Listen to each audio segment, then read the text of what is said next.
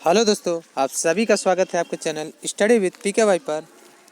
दोस्तों, ये वीडियो आपके लिए बहुत ही खास होने वाली है। दोस्तों, जितने भी आरआरसी ईआर कोलकाता के पेड पास कैंडिडेट हैं जो नेक्स्ट रिव्यू का इंतज़ार कर रहे थे, उनके लिए दोस्तों। और ये वीडियो आप ध्यान से देखिएगा दोस्तों, आपको क्या है क्या नहीं इस वीडियो में आपको सभी समझ में आएगा दोस्तों कि ये वीडियो किस लिए खास है।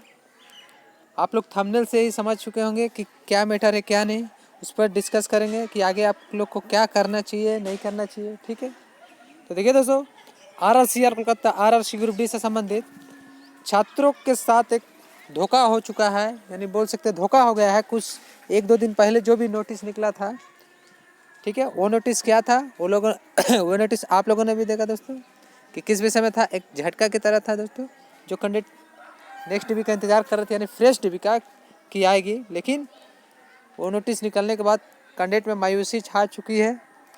और कैंडिडेट का जो मेरे पास लगातार कमेंट आने के बावजूद मैं भी नहीं समझ पा रहा हूँ कि ये कैसे हो सकता है। ठीक है, जबकि अभी बहुत सी सीटें के बारे में क्लियरेंस नहीं मिला है, यानी सीटें खाली होने के बावजूद भी कैसे डीबी क्लोज हो सकती है। ठीक है, उस विषय में आपसे जानकारी साझा करेंगे। और कब कैंडिडेटों का जो आंदोलन का आगाज हो रहा है दोस्तों, वो सभी आपको बताएंगे।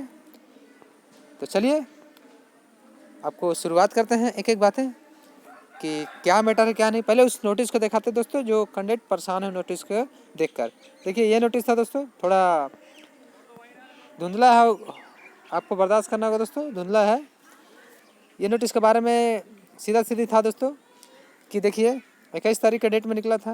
इनका कहना था कि जो नोटिफिकेशन नंबर इन्होंने डेट का जो ये नोटिस का मेंशन किया है 16/12/2024 का, तो ये मैंने इस पर वीडियो बनाया था उससे पहले कि जो B2C1 को मिनिस्ट्री ऑफ रेलवे का ऑर्डर था कि B2C1 के जितने भी आरआरसी में जितने भी सीटें खाली पहले इन्हें दिया जाए।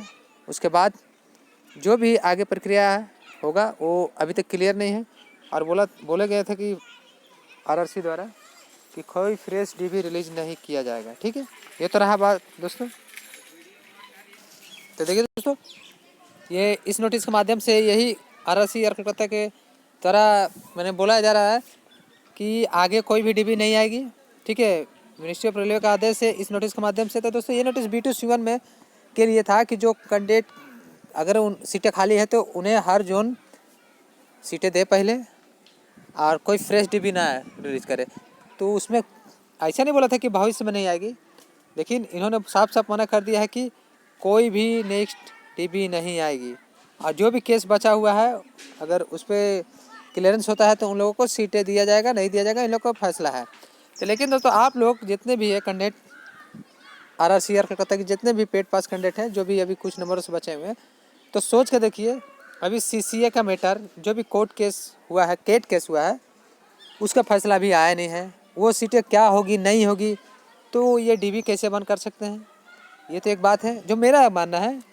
ठीक है, तो ये सीटें तो कम से कम फैसला आएगा। अगर मान लीजिए पक्ष में आता है नॉन PW कैंडिडेट का, यानी नॉर्मल कैंडिडेट का, तो जाहिर बात है डीबी तो आनी चाहिए जितने भी सीट पर है। लेकिन पहले ये बोल देना कि डीबी नहीं आएगी, तो ये दोस्तों मुझे नहीं लगता सही बात है। आप लोगों की क्या राय है, आप लोग कमेंट कीजिएगा। अब रहा दूसरी बात कि कैंडिडेट परेशान क्यों ना है। एक तो न रिजाइन सीट का डाटा कहीं पता चल रहा, ना नॉन ज्वाइनिंग का। ठीक है, और ना ही ये तो बोल सकते हैं कि RTI के माध्यम से ही डाटा कहीं से भी तो नहीं मिल रहा प्रॉपर। कहीं कहीं एक को डिवीज़न से मिल जा रहा, तो बस वही एकदम उम्मीद जग रहा है कि यहाँ से डिवीज़न से थोड़ा थोड़ा पता चल रहा, लेकिन फाइनली कुछ क्लियरेंस नहीं मिल रहा। और कुछ दोस्तों मैंने देखा कि कुछ कैंडिडेट का कहना है, चाहे मैंने भी देखा, चाहे कुछ RTI के माध्यम से, कि बताइए CCA कैंडिडेट का एक कैंडिडेट का ज्वाइनिंग दे दिया गया है जबकि वो एलिजिबल नहीं थे। तो ये कैसे हो सकता है दोस्तों। हालांकि मैं इसके और भी हो सकता है, कहीं इसके अलावा कि और भी ज्वाइनिंग कहीं हो चुका होगा, कुछ भी हो सकता है दोस्तों। आपको रिजाइन सीट का डाटा नहीं, नॉन ज्वाइनिंग का भी कोई प्रॉपर डाटा नहीं है। तो मेरा यही कहना है दोस्तों कि अगर जितने भी टोटल सीटें हैं, अगर कोई भी वैकेंट सीट नहीं खाली है, तो आप प्रॉपर एक एक सीट का डाटा दे दीजिए। जैसे आपने ये बोला कि डीबी एकदम नहीं आएगी, तो 10,000 जो भी समथिंग सीट, 10,700 800 जो भी है समथिंग सीट, उस पर पूरा डाटा दे दीजिए कि कितने रिजाइन सीट था, कितने नॉन ज्वाइनिंग था और कितने सीसीए का आपने दिया, ये नहीं दिया, जो भी है। तो कैंडिडेट क्लियर हो जाएगा। कैंडिडेट को आपको परेशान, कैंडिडेट आपसे नहीं होंगे, चाहे आपको परेशान नहीं किया जाएगा, जो भी है। लेकिन ना सीसीए का तो मान सकते दोस्तों कैट केस हुआ है उसका। और बता दें दोस्तों, कैंडिडेट के द्वारा जो मुझे जानकारी मिला है कि नेक्स्ट हेयरिंग 28/2/2025 को है, ठीक है। अब ये हेयरिंग में कुछ हुआ नहीं, अब क्या हुआ नहीं हुआ दोस्तों, किस कारण से वो छोड़िए, लेकिन नेक्स्ट 28 तारीख को हेयरिंग सुना जा रहा है, ठीक है। उसका मैं दिखा दूँ आपको, देख सकते हैं परसेंट लिस्टेड। देखिए यही केस है दोस्तों, ज्योति यादव, राजीव रंजन, मतलब समथिंग जो जिन्होंने केस किया था सीसीएस के मैटर को लेकर। ये देखिए 28/2/25 ये आपका नेक्स्ट हेयरिंग है, ठीक है। देखिए दोस्तों, कुछ कैंडिडेट 24 तारीख के डेट में गए थे, आप लोग देख सकते हैं 24/2025 जनवरी का लगभग 1 बजे है।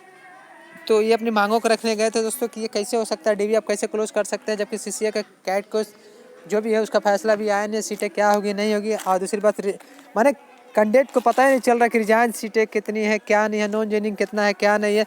तो कैंडिडेट कैसे माने कि फुल फिल सीटें हो चुकी है कि। और दूसरी बात, ना आपने पूरा पैनल दिया है पूरी तरीके से, 4th डीबी का पैनल, 5th डीबी का पैनल, 6 डीबी का, 7 डीबी का, बोल सकते हैं कि इन लोगों का पैनल भी अभी रिलीज नहीं हुआ है। तो कैंडिडेट कैसे माने कि सीटें पूरी तरह फिल हो गई है, यानी पूरा तरह फुल हो चुका है, चाहे एक भी सीट ना हो। तो आप उसका क्लियरेंस दीजिए, पैनल दीजिए, ठीक है, जल्द से जल्द, यही आपसे रिक्वेस्ट है। और दूसरी बात, आप एक एक सीटें का ब्यौरा दीजिए, ये रिक्वेस्ट है दोस्तों। तो देखिए अब ना पैनल जारी हो सकता है कुछ लेट होगा, कुछ कारण होगा, लेकिन कैंडिडेट भी तो परेशान है, बहुत दिनों से हो गए, बहुत दिन टाइम, मतलब समझ रहे हैं, 2nd डीबी 3rd डीबी का लगभग बोल सकते हैं 8 9 10 जो भी महीना हो चुका है, इतना लेट हो रहा है। और दूसरी बात है कि और आरआरसी द्वारा तो क्लियर, एकदम क्लियर ऐसा नोटिस नहीं आया है कि डीबी बंद किया जा रहा है, पता नहीं क्यों, क्या समझ में नहीं आ रहा। तो देखिए दोस्तों, कैंडिडेटों द्वारा 5 फरवरी को एक शांतिपूर्ण तरीके से अपना आंदोलन का आगाज करने जा रहा है दोस्तों, यानी बोल सकते हैं कि शांतिपूर्ण आंदोलन करने जा रहे हैं। एक एक बातें अपनी मांग को रखने जा रहे हैं कि कैसे डीबी क्लोज हो सकता नहीं है। अगर आप लोग प्रोटेस्ट में जाकर अपनी बातें मांगे नहीं रखेंगे तो सचमुच का डीबी क्लोज होने का एकदम समय आ चुका है। आप लोग अगर चाहते हैं कि डीबी ना रुके, यानी पेड पास जितने भी कैंडिडेट हैं, तो आप अपने हक के लिए जा सकते हैं, वहाँ से आप जो भी है प्रश्न रख सकते हैं और जवाब ले सकते हैं। तो जितने भी कैंडिडेट जो भी पेड पास है, आप लोग जाइए और अपनी बातों को शांतिपूर्ण तरीके से रखिए कि डीबी कैसे क्लोज हो सकती है। सीसीए का सीट भी आएगा, यानी अगर आप लोग ये नॉर्मल कैंडिडेट को सीसीए का सीट मिलता है, अगर कोई डिसीजन आता है तो सीटें आएगा, तब तो डीबी आएगा। लेकिन ये नोटिस अभी इतना जल्दी क्यों निकालने का था, ये तो समझ में नहीं आ रहा। हाँ, B2C1 का जो भी 00 था ईस्टर्न रेलवे RRC कलकत्ता में, तो इस कारण निकला, क्या नहीं है। तो देखिए दोस्तों, आप लोग जैसे कैंडिडेट गए हैं, थोड़ा मेहनत करके आप लोग भी जाइए साथ में, आप लोग भी बात करिए, जो भी मैटर आता है। नहीं, फाइनली अगर डिसीजन डीबी नहीं देने का होगा तो आप लोग सीधा जाकर वहाँ से बात कीजिए, अपने इन सभी साथियों से एक साथ मिलकर अपने जाकर बातें रखिए। और दोस्तों जो भी है आप लोग जल्द से जल्द करिएगा, तो दोस्तों आप ही लोग के लिए फ़ायदा है। आप लोग सोचिएगा कि एक दूसरे को वो करेगा, तो दोस्तों लेट हो जाएगा, कुछ भी नहीं हो पाएगा, ठीक है। और आपको एकदम एक एक सीट जाके पूछ सकते हैं कितना कितना कैसे कहाँ हुआ है। तो देखिए दोस्तों, मैं बता दूं, अगर आप लोग एक साथ जाइएगा रहिएगा तो दोस्तों आप ही लोग का फ़ायदा है, ठीक है। आप लोग सोचिए कोई ये जाएगा वो जाएगा, देखिए तो ऐसे नहीं होता दोस्तों। आप लोग अपनी बातें रख सकते हैं, संवैधानिक तरीके से रखिए दोस्तों, आपको हक है, आप क्यों नहीं रख सकते हैं, आप एक एक जानकारी ले सकते हैं, ठीक है। तो देखिए, और हाँ दोस्तों, देखिए ऐसे ही बेरोजगारी चरम सीमा पर है, और ऐसे ही वैकेंसी 32,000 निकली ग्रुप डी में, वो भी कट छट के आरक्षण देख के 17,000 से 18,000 बात बच रही है। वो भी सीट एकदम ना के बराबर है, बोल सकते हैं उसमें फाइट माने महा फाइट के बराबर है। तो इसलिए एक प्रयास इसमें कर सकते हैं, आप करिए। आपको जो भी अच्छा लगे, तो जो भी कंटेंट आप जितने भी अपने ग्रुप में जैसे बात कर रहे हैं आप लोग कंसल्ट कर लीजिएगा कि आपको क्या करना क्या नहीं करना है। 5 परी इनके द्वारा बोला जा रहा है, ठीक है, कि इनके द्वारा जाके शांतिपूर्ण तरीके से अपनी बातें रखेंगे। कुछ स्पेशल हो सकता है दोस्तों, कैंडिडेट द्वारा बोला जा रहा है 24 तारीख को जो गए हैं कैंडिडेट वो बोल रहे हैं कि 5 तारीख को फिर से जाके कंसल्ट किया जाएगा। हालांकि मेरे को जहाँ तक जानकारी मिला है 5 तारीख जो 24 तारीख को जो इन लोग गए थे तो उसमें बातें नहीं बनी, शायद कोई मतलब नहीं थे जिनसे बातें कंसल्ट हो सके। तो इन्होंने 5 तारीख का शायद डेट रखा है दोस्तों, 5 तारीख का ही डेट रखा है। अगर कोई इधर उधर चेंज होता है डेट तो मैं आपसे ज़रूर मेंशन करूँगा, लेकिन 5 तारीख को ये इन्होंने डेट रखा है। तो चलिए दोस्तों, ये मैं नहीं बोलूँगा कि आप वीडियो लाइक करें, चैनल को सब्सक्राइब करें, चाहे जो आपका मर्जी कीजिए दोस्तों। मैं ये कोई व्यू के लिए नहीं बना रहा, ये आप ही के लिए बना रहा है। मैं बार बार बोलता हूँ, मैं क्यों कोई व्यू के लिए नहीं बनाता हूँ, ठीक है। आपको जो करना दोस्तों करिए, आप अपने हक के लिए जाना चाहते हैं तो जाइए, लेकिन अगर नहीं भी जाइएगा तो कुछ नहीं मिलेगा दोस्तों। अगर जाइएगा तो हो सकता तो मिलेगा ही मिलेगा, क्योंकि आपका हक है, ठीक है। नेक्स्ट रिव्यू तो मेरी तरफ से तो आनी चाहिए कि अभी क्योंकि सीटें सीसीए का सीटें बचा हुआ, मतलब और कुछ रिजाइन सीटें का 27 के 28 जो कुछ कैंसिलेशन का आया है वो भी सीटें हैं, तो ज़रूर दोस्तों आना चाहिए। आप भी थोड़ा सोच लीजिए, आप जाके जो भी है कैंडिडेट सभी जाके मिलके आप जवाब पूछिए और आंसर प्रॉपर लीजिए, ठीक है। तो चलिए दोस्तों, मिलते हैं, कुछ और भी इन्फॉर्मेशन आता है तो आपसे साझा करेंगे। Thank you for watching.